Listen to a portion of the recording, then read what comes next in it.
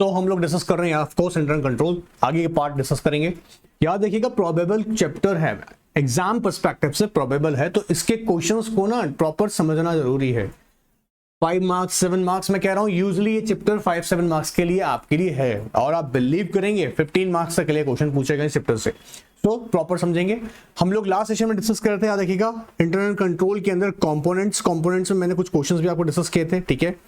अभी यहाँ आगे हम लोग जा रहे हैं, याद रखिएगा एक मिनट, हाँ ऑफकोर्स नोट कर लीजिएगा, आईटी वाला क्वेश्चन बहुत इंपॉर्टेंट है, ये वाला जो इंफॉर्मेशन सिस्टम से रिलेटेड था इंटरनल कंट्रोल के कंपोनेंट्स में। ऑलराइट, अभी बात करने वाला हूँ कंट्रोल एक्टिविटीज के ऊपर। ऑनलाइन स्टूडेंट जिन्होंने नहीं देखा वो लेक्चर पहले वो देख लें, फिर उसके बाद ये देखें, ठीक है, क्योंकि ज्यादा सही रहेगा, वही तरीका है।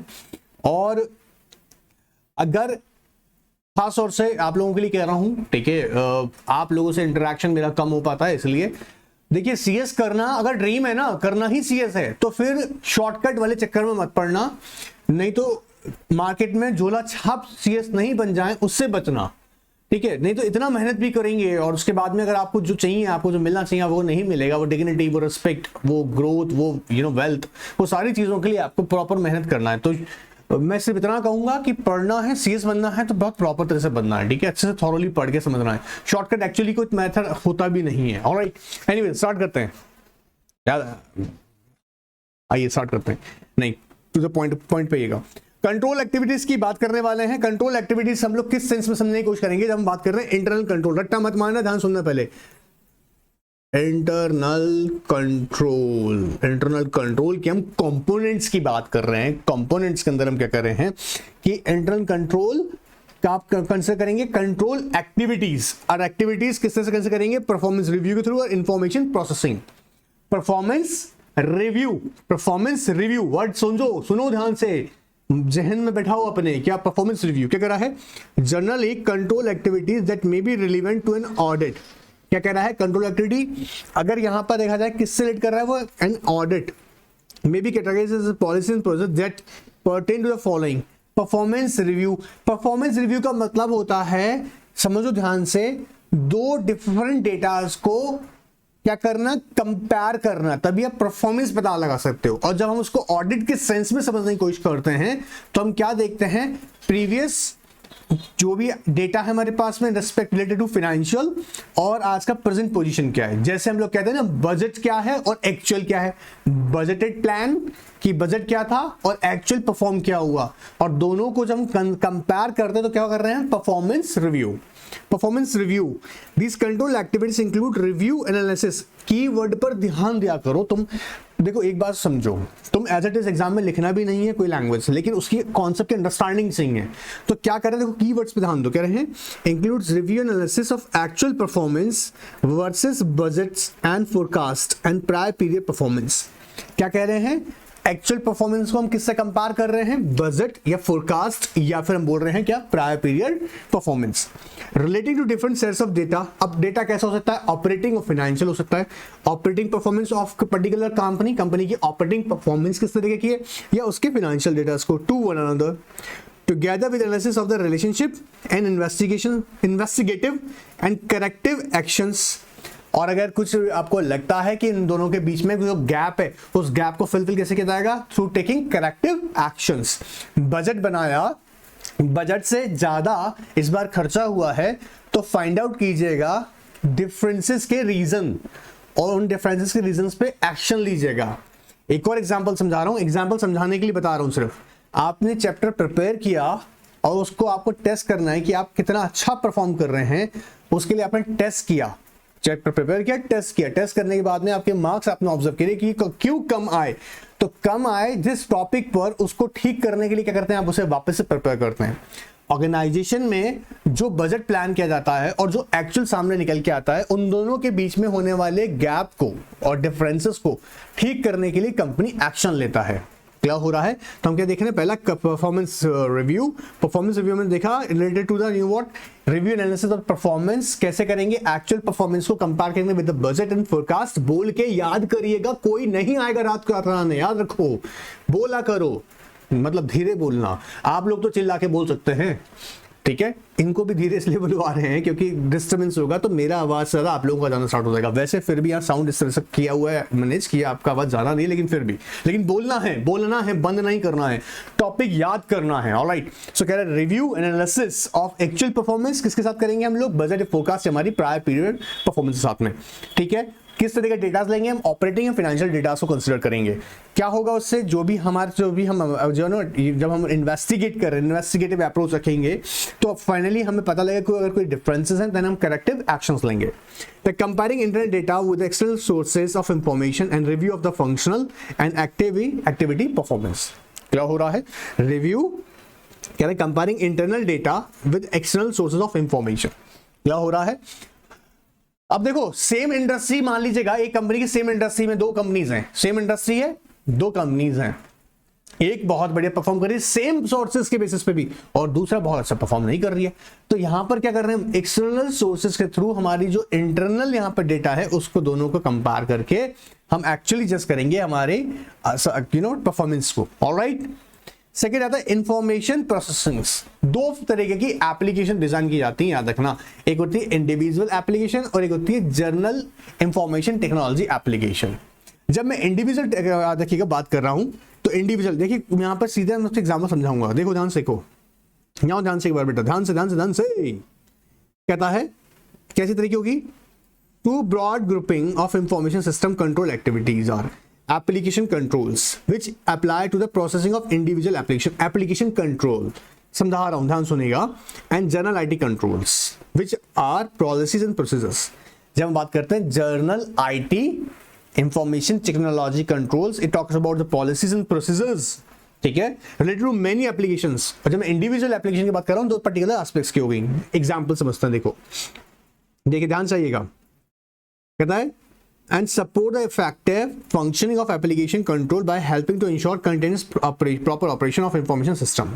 Example of application control मतलब पहला जो हम कह रहे हैं individual application, उसके examples क्या हैं, checking the arithmetical accuracy of records, maintaining and reviewing accounts and trial balances, automated control such as edit checks of input data, numerical sequence checks, manual follow-up, exception reports।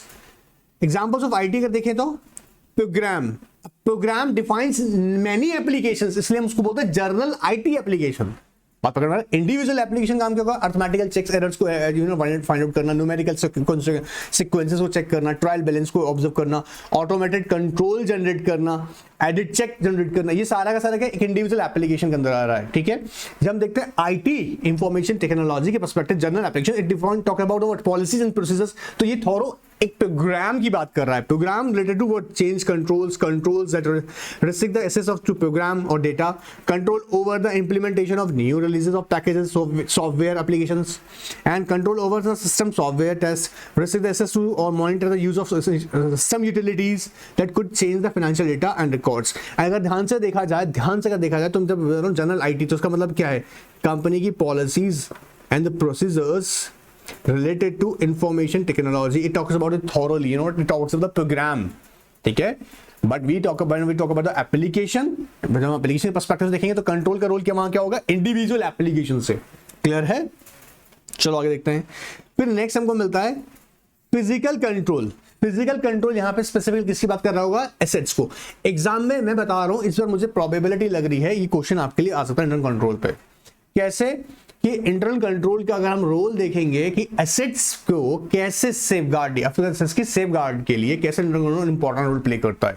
जैसे physical control कैसे कर रहे हैं, देखो, physical security of assets including adequate safeguards such as secured facilities over the assets to assets and records. क्या कह रहे हैं, ध्यान से वर्ड पकड़ो, देखो, physical security of assets, adequate safeguards such as secured facilities over the assets to assets and records. Organisation में जैसे मैं एक बहुत सिंपल सा डेटा बता रहा हूं आपको, क्या एसेट्स जो हैं all these assets are saved और नॉट। अब कैसे, कई तरह से हम चेक कर सकते हैं, जैसे थेफ्ट से बचाना है, हाँ, कोई मिस हैपनिंग से बचाना है, फायर इंश्योरेंस वगैरह से बचा रखा है, ठीक है, तो अच्छा मिस एप्रोप्रिएशन से भी बचाना है, मिस एप्रोप्रिएशन किया जाता है ना, उससे बचाना है, तो यहाँ पे क्या कह रहा है, पहले हम क्या यहाँ पे बात करेंगे, जब फिजिकल कंट्रोल का बात हो रहा है तो किस किस पर से बात कर रहा है, फिजिकल सिक्योरिटी ऑफ एसेट्स। याद रखिएगा पहला कीवर्ड समझेगा, किसको बोल रहा है, फिजिकल सिक्योरिटी ऑफ एसेट्स। बोलिए एक बार, फिजिकल सिक्योरिटी ऑफ एसेट्स। क्या कह रहा है, फिजिकल कंट्रोल का मतलब फिजिकल सिक्योरिटी ऑफ एसेट्स। दूसरी कह रहा है authorisation for access to the computer programs in data files. अब देखो दो बातें एक साथ होनी जरूरी है, जो physical assets actually in existence में है, क्या वही इन रिकॉर्ड्स है? रिकॉर्ड्स में दिखा रखा है 10 मशीन्स, अज्यूम कर रहे हैं एक बार, है ना, अज्यूम कर रहे हैं 10 मशीन्स रिकॉर्ड्स में है, फिजिकली 80 हैं। तो दो बातें याद रखनी जरूरी है, क्या, authorisation for access to computer programs in data files, ये इस बात को इंश्योर करेगा किस चीज को, फिजिकल कंट्रोल को। क्लियर हो रहा है? तो हर कोई एक्सेस नहीं कर सकता है, ऑथराइज होना चाहिए, जो कंप्यूटर प्रोग्राम और डेटा को एक्सेस करे वो ऑथराइज होना चाहिए। हर कोई करेगा तो यहां पर क्या हो जाएगा, मैनिपुलेशन हो जाएंगी। क्या हो रहा है? तो फिजिकल सिक्योरिटी ऑफ एसेट्स, और सेकंड हम क्या देखेंगे, authorisation respect of what, access to the computer program and data. Periodic counting and comparison with the amount shown on control records, for example comparing the result of cash, security, inventory counts with accounting records। अब यही तो गड़बड़ होती है, accounting records कह रहे हैं company की एट प्रेजेंट स्टॉक में 100 यूनिट्स हैं, आपने फिजिकल किया, मतलब फिजिकल ऑडिट किया, उनका काउंटिंग किया, पता लगा 80 यूनिट्स है, 20 क्या है, गड़बड़ में चल रहा है ना। तो फिर इंटरनल कंट्रोल का काम क्या है, फिजिकल कंट्रोल कैसे करेगा, जैसे भी बताया, क्या, physical control of assets and authorization of access to computer data and computer program and data। और इसका कैसे करे जाएंगे, कंपैरिजन, periodic counting जिसे बोल रहे हैं हम यहाँ पे, extent to which physical counts intended to prevent theft of assets are relevant to the reliability of the financial statements preparation। Therefore the audit depends on circumstances such as when assets are highly susceptible to misappropriation। अब ये बहुत जरूरी है, जहां लगता है कि यहां पर चांसेस ज्यादा है मिसएप्रोप्रिएशन हो जाने के, मिस एप्रोप्रिएशन, और ध्यान से समझना मेरी बात को, मिस एप्रोप्रिएशन होगा तभी उस कंपनी में रिपोर्टिंग भी फ्रॉड होगी। कैसे समझना, ध्यान समझना, इसलिए कह रहा हूं ध्यान से, अटेंशन से पढ़ा करिए, ठीक है, रट्टाबाजी नहीं, ध्यान समझेगा इसको। मिस एप्रोप्रिएशन, अब मान लीजिएगा अगर रिकॉर्ड्स में, हम रिकॉर्ड्स में एंट्री कर रहे हैं 10 यूनिट्स, गलत रिप्रेजेंट कर रहे हैं डेटा, ठीक है, तो क्या रिपोर्टिंग, फाइनेंशियल रिपोर्टिंग यहां पर जो प्रेजेंट करेगा वो भी क्या करेगा, 10 यूनिट्स, ठीक है, एक एज्यूम करें डेटा, तो रिपोर्टिंग ही कैसी हो रही है, फ्रॉड रिपोर्टिंग हो रही है। अब ये फ्रॉड रिपोर्टिंग एग्जिस्ट कर रही है because of the miss appropriation of assets. तो सब्सेप्टिबल मतलब जिनमें लगता है कि मुझे खतरा है हमको, ऐसा ध्यान से, उनका क्या करना जरूरी है, हमको फिजिकल कंट्रोल करेंगे ताकि प्रिवेंट कर सके थेफ्ट से। तो इंटरनल कंट्रोल किया जाएगा, कैसे कह सकते हैं, चेक करेंगे भाई ऑडिट के थ्रू।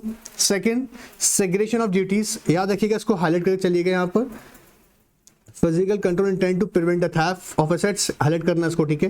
दूसरा था segregation of duties, segregation of duties, दूसरा पॉइंट को हाईलाइट कर लो।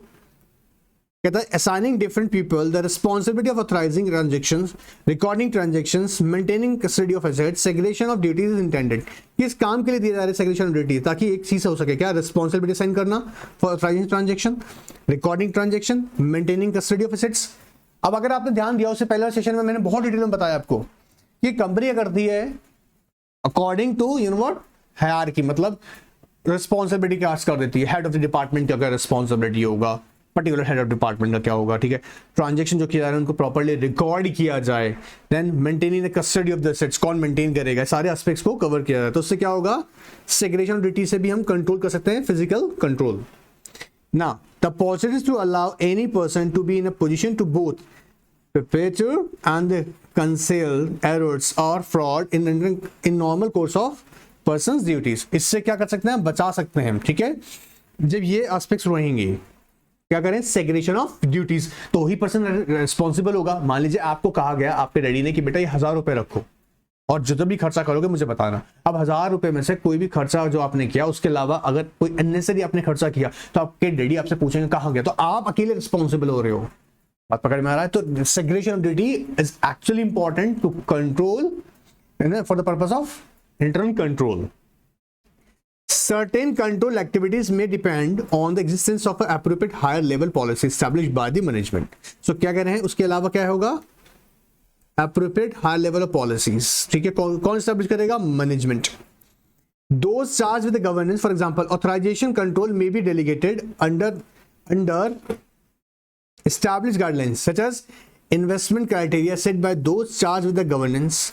Alternatively, non-routine transactions such as major acquisition, disinvestment may require specific higher level approval, including some cases that of the shareholders. जैसे हम जानते ही हैं, अगर मान लीजिएगा कंपनी क्या कर रहा है, किसी पर्टिकुलर अंडरटेकिंग को सेल कर रहा है जिसकी नेट कंपनी की उसकी वैल्यू कितनी 20% से ज्यादा होती है. एग्जाम्पल देते थे ना, कहता रहा है अगर कंपनी की नेट एसेट से अगर ये नेट वर्थ से कंपनी की नेट वर्थ से 20% ज्यादा उस अंडरटेकिंग की value, then it requires a shareholder approval, and there are number of cases even the shareholders can also provide the provision in the articles that they are board of directors required to first take the approval. In certain cases they are required to take approval from the shareholder first.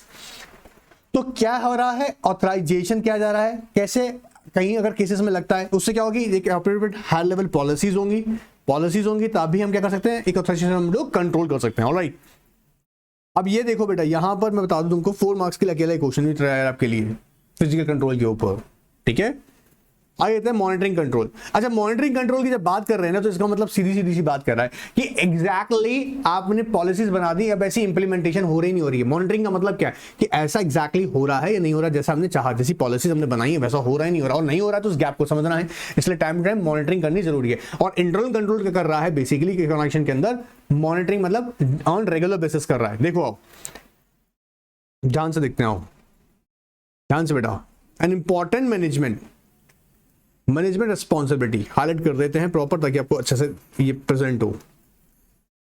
ध्यान से मेरे बच्चों, important management responsibility to establish and maintain internal control on ongoing basis. पहला highlight कीजिए keyword ongoing basis पे. Management monitoring of control includes considering whether they are operating as intended जैसा सोचे है ना वैसा ही, and that such are modified as appropriate for changes in conditions.